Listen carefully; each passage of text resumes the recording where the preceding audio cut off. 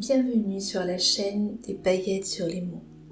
Parce que grandir n'est pas toujours simple, cette chaîne, des paillettes sur les mots, vous propose des histoires pour les enfants, mais également pour l'enfant intérieur qui vit encore dans chaque adulte.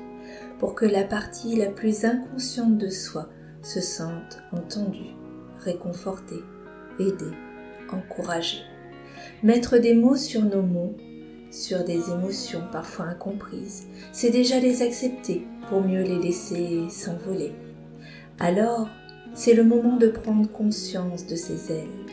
L'écoute des contes et histoires hypnotiques se fait de préférence dans un endroit calme, confortable, petit rituel du soir seul ou au moment de partage avec papa ou maman, à chacun de trouver ce qui lui convient. Pour vous aider, un thème guide chaque vidéo.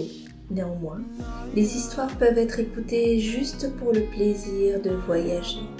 L'inconscient, lui, choisira toujours ce qui sera nécessaire pour lui d'entendre. Évidemment, même si l'hypnose est un état naturel chez l'enfant, pour rappel, elle ne doit en aucun cas remplacer un traitement médical. Elle est déconseillée aux personnes souffrant de troubles psychotiques. Consultez un professionnel de la santé pour le suivi de votre enfant. Ces histoires se veulent comme un petit plus et surtout un moment de plaisir qui permettra à votre enfant de voyager dans le monde merveilleux de l'imagination pour accéder à ses ressources, à ses solutions. Rêver, c'est déjà le vivre. Je vous souhaite une excellente écoute, une réécoute. Je vous remercie de liker, de vous abonner, de partager évidemment, pour permettre à la chaîne de prendre elle aussi son envol. Et surtout, je vous souhaite que ma voix, porteuse de mots, vous porte le meilleur. Des paillettes sur les mots.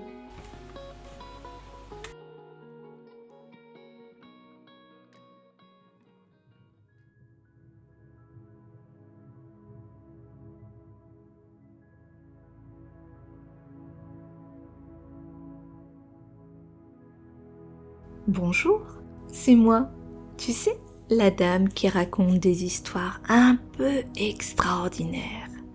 En les écoutant, souvent il y a des petites et de grandes choses qui se transforment à l'intérieur de toi. Alors, tu peux juste prendre plaisir à les écouter pendant qu'une partie de toi, elle, comprendra.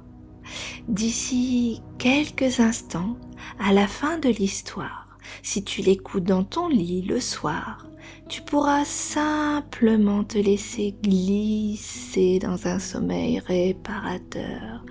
Ou si tu l'écoutes dans la journée, tu pourras au contraire revenir tranquillement et totalement en super forme.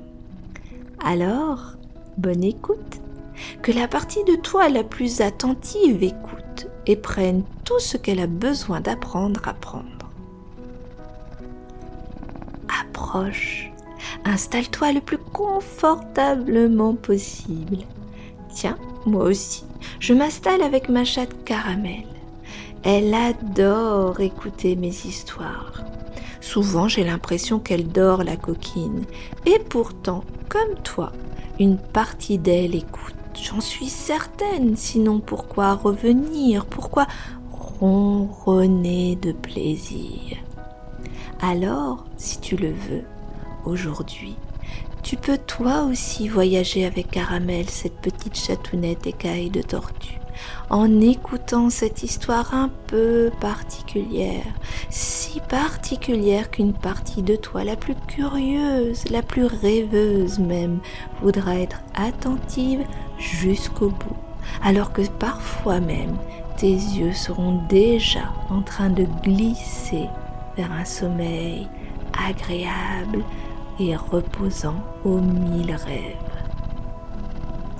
Et tandis que tu entends déjà ces ronronnements, tu peux prendre le coussin ou le doudou que tu adores. Tu sais, celui que tu aimes tant, même en secret, parce qu'il est tout doux et qu'il sent bon comme l'odeur qui rassure. Pose-le doucement sur ton ventre, comme si tu lui faisais un gros câlin. Voilà. Comme ça. Et maintenant, tu n'as juste qu'à sentir comment il monte et descend en même temps que ta respiration. C'est drôle, non ? Tu n'as pas besoin de regarder, juste ressentir de l'intérieur comment il monte et descend. Il monte et descend. Il monte et descend au même rythme que ta respiration.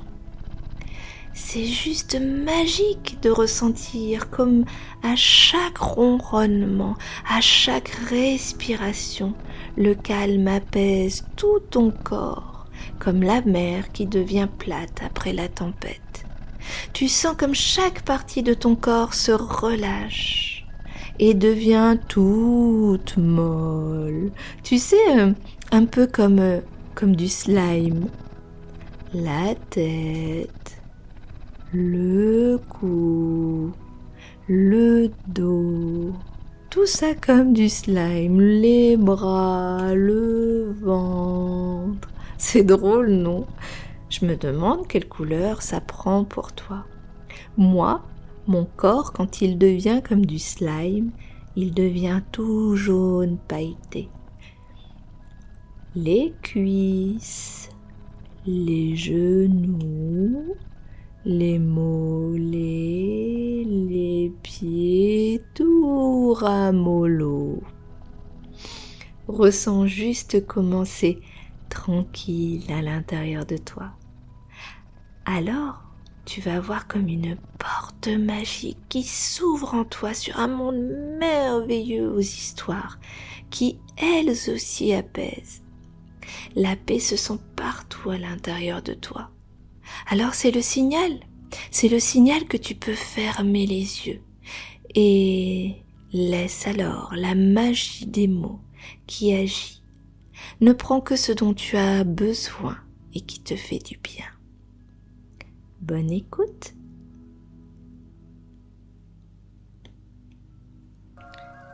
Voici l'histoire de Petite Plume, le jeune aigle royal. Ferme bien tes yeux, dit Grand Aigle à Petite Plume, j'ai une surprise pour toi. Grand Aigle était un oiseau magnifique qui imposait respect et force à toute la tribu des aigles royaux de la montagne à pointe blanche. Il imposait avec ses grandes plumes noires et blanches, brillantes aussi bien sous les rayons du soleil que sous ceux de la lune. Le voir voler était un spectacle si merveilleux qu'on aurait pu le confondre avec une étoile filante. Enfin, c'est comme cela que l'imaginait Petite Plume avec ses yeux d'enfant d'aigle fragile. Il faut dire que bien qu'il ait lui aussi des plumes noires et blanches, il n'avait jamais réussi à s'en servir pour s'envoler dans le ciel. C'était comme s'il était rattaché à la terre, comme s'il portait un poids trop lourd pour lui qui l'empêchait de prendre son envol. Comme si, sans savoir pourquoi, quelque chose pesait en lui. Alors, Petite Plume s'imaginait souvent voler en admirant son grand-père. « Surtout, ferme les yeux !» répéta Grand Aigle. Petite Plume aimait tant son grand-père, il arrivait toujours à le faire rire et à trouver des solutions incroyables à tous les problèmes qu'il rencontrait sur son chemin.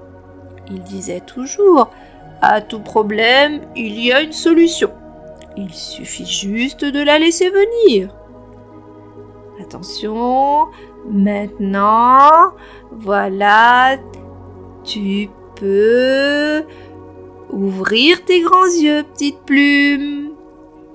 À cet instant précis, Petite Plume fut tellement surpris, ébahi, qu'il en perdit tous ses mots. Devant lui, une énorme forme jaune, toute gonflée, qui avait l'air si moelleuse, confortable et réconfortante. « As-tu deviné, toi, ce que c'était ? Eh oui, bien sûr, une montgolfière.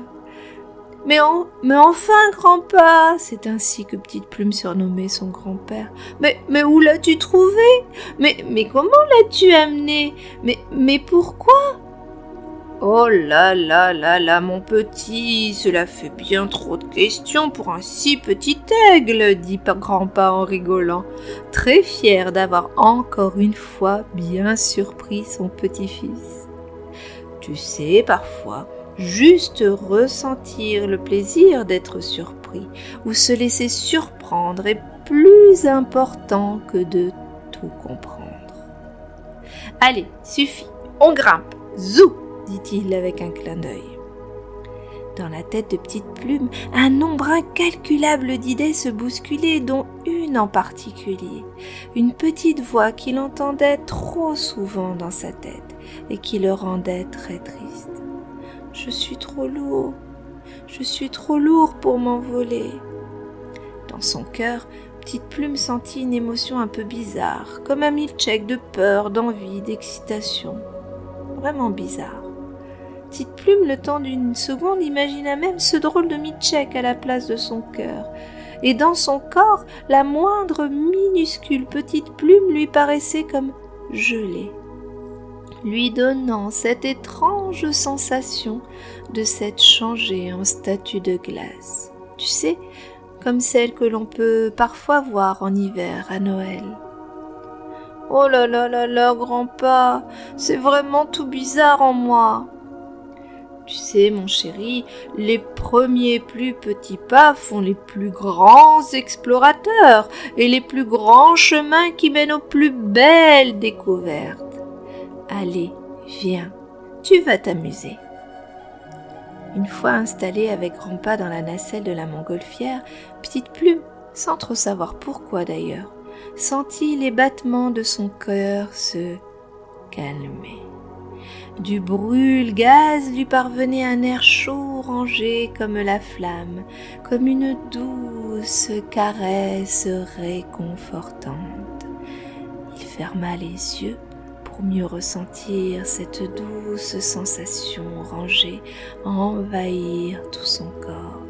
Et plus il montait dans le ciel, plus il se sentait rassuré, son corps détendu jusqu'à ses petites pattes d'aigle.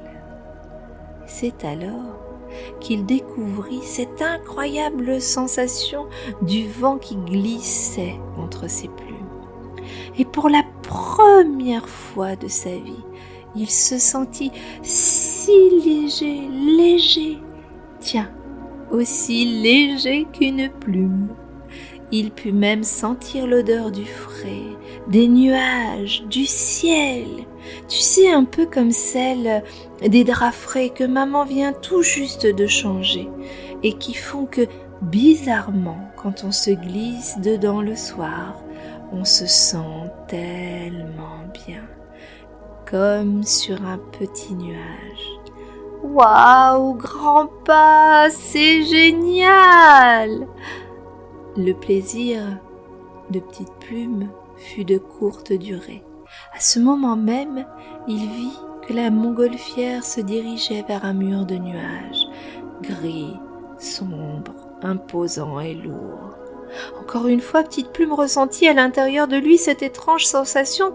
Il ne savait pas trop ce que c'était. Ce qu'il savait en revanche, c'est que cela le bloquait et était vraiment désagréable. Automatiquement, il se rapprocha de son grand pas, qui lui mit une aile autour de lui. « Ils n'ont pas l'air commodes, ces nuages tout gris, hein, Petite Plume ? Ils ont l'air durs et infranchissables, n'est-ce pas ?»« Oh oui, grand-père, dit tout tremblant de peur le petit aigle, surtout que je suis lourd en moi, grand-père, je ne peux voler. » « Et pourtant, c'est si facile, mon petit. Tiens, tu vois ces sacs très lourds, là, accrochés à la nacelle ? Eh bien, coupe-les. Vas-y, lui dit grand-père en lui donnant la paire de ciseaux. De toutes tes forces, et à chaque fois que tu coupes la corde, tu penses avec ton cœur que tu coupes et que tu laisses tomber ce qui est lourd en toi et dont tu n'as vraiment plus besoin maintenant. C'est alors que Petite Plume, encouragée par son grand-père, s'attaqua au premier sac rouge. Il était très chargé et paraissait peser 1 tonne.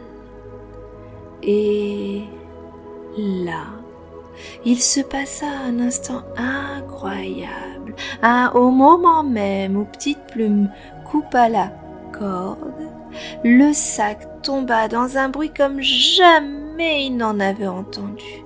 Cela lui parut le plus beau son du monde, et au même moment, à l'intérieur de lui, cela résonna. Et plus le sac s'éloignait, plus il se sentait comme libéré, plus il se sentait léger. Quel sentiment! Ce fut si incroyable qu'aussitôt il fit de même avec le sac vert, puis le bleu, puis le gris. Franchement, Petite Plume ne savait ce que ces sacs contenaient.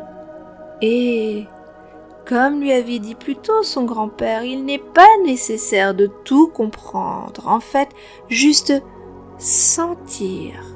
ressentir comment tout devenait pour la première fois en lui léger, doux dans son cœur. Tiens, comme la barbe à papa verte au ver de terre que lui préparait avec amour sa grand-mère. Alors, avec une incroyable énergie, il coupa les cordes de tous les sacs qui lui paraissaient nécessaires. Et d'un coup, comme s'il avait libéré la montgolfière de ses attaches visibles, elle prit aussitôt de la hauteur, comme libérée de ses poids invisibles. Désormais, seule la légèreté restait. Et comme une petite action a souvent de grands résultats, ce qui devait arriver arriva. La montgolfière s'éleva encore plus haut dans le ciel, traversant le mur de nuages aussi facilement que se déchire une feuille de papier de soie. Et ce fut simplement magique. Petite Plume découvrit le plus beau spectacle de sa vie. Il ouvrit ses grands yeux jaunes d'aigle pour admirer ce ciel si pur, si bleu, et en dessous d'eux un matelas moelleux de nuages blancs. Oh, grand-père, mais c'est magique, cette mer de bleu. J'ai juste envie de plonger dedans. Alors, vas-y, Petite Plume. Tout le monde sait que les petits aigles royaux aiment voler dans les mers des cieux. Petite Plume regarda cette fois-ci son grand-père avec des yeux tout pétillants d'envie, d'aventure et de liberté, comme un appel qu'il sentait fort au plus profond de son petit corps fragile. Et sans un mot, juste dans le silence majestueux qui présage d'un moment important de vie, il ferma les yeux et s'élança dans la mer des cieux. Et devine, que se passa-t-il ? Eh bien, il arriva ce qui arrive quand on coupe ses cordes invisibles. Petite Plume s'envola. Vola avec juste en lui un tel sentiment de bonheur, de joie et d'amour, lorsqu'il fut soudain surpris d'entendre un cri si fort et retentissant, le cri de la liberté. Et devine quoi ? Ce cri était celui d'un petit aigle libéré de ses peurs, de ses poids, qui volait majestueusement dans la mer des cieux. Ce cri était le sien. Et oui, tu as bien compris, ce cri était le cri de Petite Plume. Vole, vole petite plume, va découvrir le monde léger et gracieux. Glisse dans le ciel et surprends-toi à traverser les nuages, les orages et les tempêtes aussi facilement qu'une montgolfière qui laisse tomber tous ses poids pour juste profiter de vivre de magnifiques aventures dans une mer des cieux. Inspire le bleu frais que t'offre cet envol, sens comment tout est léger en toi, tranquille et juste joyeux. Vole, vole, petite plume, que ton cœur soit aussi léger qu'une plume libérée dans la mer des cieux bleus. Voilà, c'était l'histoire de Petite Plume. J'espère qu'elle t'a bien plu. Si tu as choisi de l'écouter dans ton lit le soir, maintenant, tu peux simplement te laisser glisser dans un sommeil réparateur aux 1000 rêves les plus doux de toutes les couleurs. Ne plus écouter pour qu'une partie de toi profite de ce sommeil pour faire ce qu'elle a à faire. Bonne nuit. Et si par contre, tu as choisi d'écouter cette histoire dans la journée, alors tu peux revenir dans l'instant présent. Reprends doucement la porte du retour du monde aux histoires en entendant de nouveau Caramel avec ses ronronnements qui te ramènent le plus doucement vers le ici et le maintenant. Tu sais, dans ta chambre ou dans ton salon. À chaque ronronnement, chaque petite partie de toi revient à sa place. Et quand tu seras totalement prêt, que tu sentiras tellement bien dans ta tête, dans ton corps, dans ton cœur aussi, tu pourras alors revenir en gigotant un pied, puis l'autre, une main, puis l'autre, en t'étirant aussi.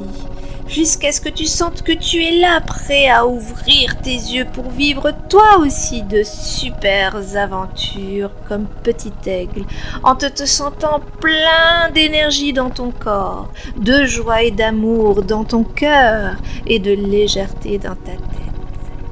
Et voilà. Coucou. Alors cette histoire, si tu as aimé, reviens m'écouter. Les mots seront toujours là pour penser les pensées qui peuvent passer. Reviens vite me voir.